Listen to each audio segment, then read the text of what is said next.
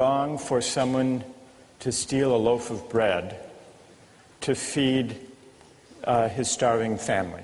Is that wrong? I believe that it is. Let's take a quick poll of the three of you. You say yes, it is wrong. It violates property rights. It's wrong. Even to save a starving family. I mean, there are definitely other ways around that, and by justifying. No, hang on. Before you laugh at me, that didn't work. Before justifying the act of stealing, you have to look at violating the right that we've already agreed exists, the right of self-possession and the possession of, your own things. We agree on property rights. All right, we agree it's stealing, yeah, so property rights is not the issue. All right, but... So why is it wrong to steal even to feed your starving family? Sort of the original argument that I made in the very first question you asked. The benefits of an action don't make the action just. What would you say, Julia? Is it all right to steal a loaf of bread to feed a starving family, or to steal a drug that your child needs to survive?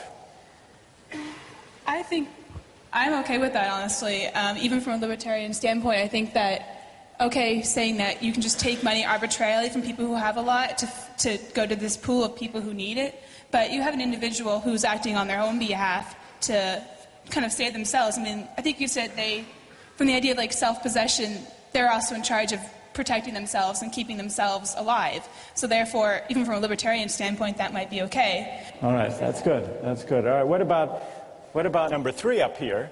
Isn't it the case that the successful, the wealthy, owe a debt? They didn't do that all by themselves. They had to cooperate with other people.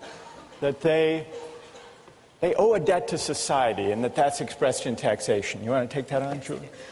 Okay, this one, I believe that there is not a debt to society in the sense that how did these people become wealthy? They did something that society valued highly, something that society has already been providing for them.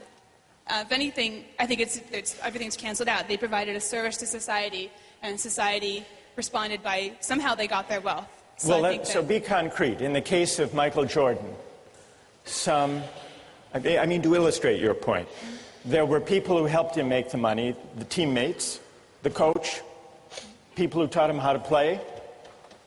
But you're saying they've all been paid for their services. Exactly. And society derived a lot of benefit and pleasure from watching Micheal Jordan play. I think that's how he paid his debt to society. All right, good. Anyone like to take up that point? Yes. I think that there's a problem here with that we're assuming that a person has self-possession when they live in a society. I feel like when you live in a society, you give up that right. Technically, if I want to personally go out and kill someone because they offend me, that is self-possession. Because I live in a society, I cannot do that. I think it's kind of equivalent to say, because I have more money, I have resources that can save people's lives. Is it not okay for the government to take that from me? It's self-possession only to a certain extent because I'm living in a society where I have to take account of the people around me. So are you questioning, what's your name?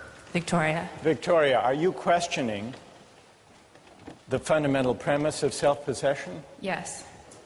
I think that you don't really have self-possession if you choose to live in a society because you cannot just discount the people around you.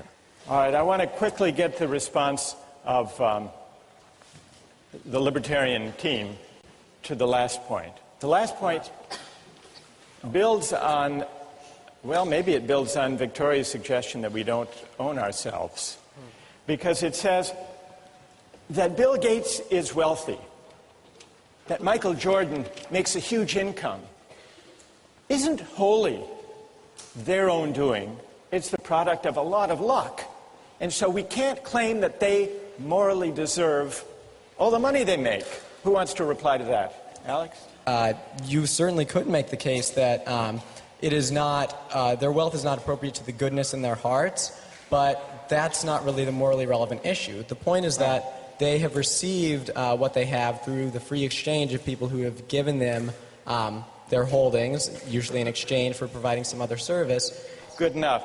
I want to try to sum up what we've learned from this discussion, but first let's thank John, Alex, and Julia for a really wonderful job.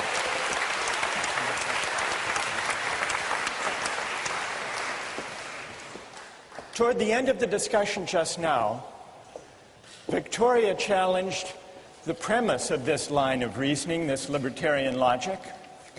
Maybe, she suggested, we don't own ourselves after all.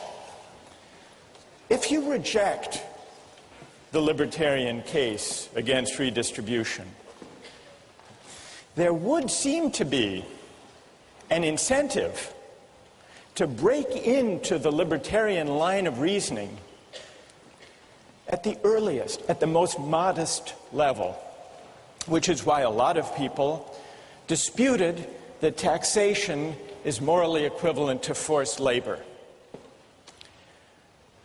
But what about the big claim, the premise, the big idea underlying the libertarian argument? Is it true that we own ourselves? Or can we do without that idea and still avoid what libertarians want to avoid,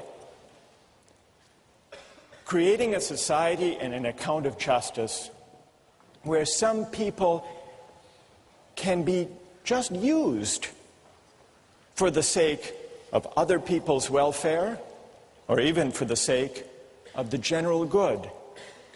Libertarians combat the utilitarian idea of using people as means for the collective happiness by saying the way to put a stop to that utilitarian logic of using persons is to resort to the intuitively powerful idea that we are the proprietors of our own person. That's Alex and Julia and John and Robert Nozick. What are the consequences for a theory of justice and an account of rights of calling into question the idea of self-possession? Does it mean that we're back to utilitarianism and using people and aggregating preferences and pushing the fat man off the bridge? Nozick doesn't